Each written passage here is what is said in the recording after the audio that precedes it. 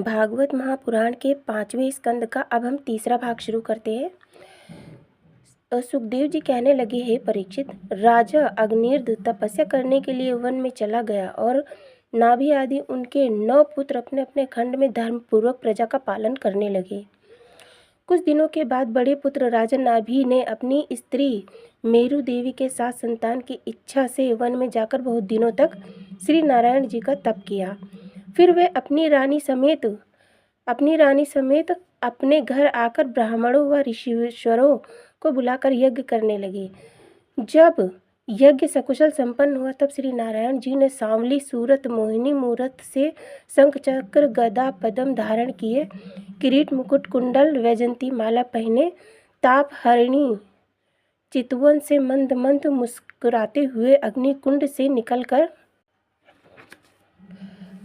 से निकलकर अपना दर्शन दिया। उन्हें देखते ही राजा नाभि एवं ऋषीश्वर आदि जितने मनुष्य यज्ञशाला में बैठे थे प्रणाम करके खड़े होकर उनकी प्रार्थना करने लगे। देवताओं ने आकाश से उन पर फूल बरसाए। राजा ने हाथ जोड़कर विनती की, हे त्रिलोकीनाथ, आपने मुझ दीन की अभिलाषा पूरी करने के लिए दयालु होकर दर्शन दिया है। किसकी ऐसी सामर्थ्य है जो आपकी महिमा का वर्णन कर सके। हरि चरणों में भक्ति करने वाले मनुष्य को चारों पदार्थ प्राप्त हो जाते हैं, अतः आप कृपा करके ऐसा वरदान दीजिए कि मुझे आपके ही समान पुत्र की प्राप्ति हो।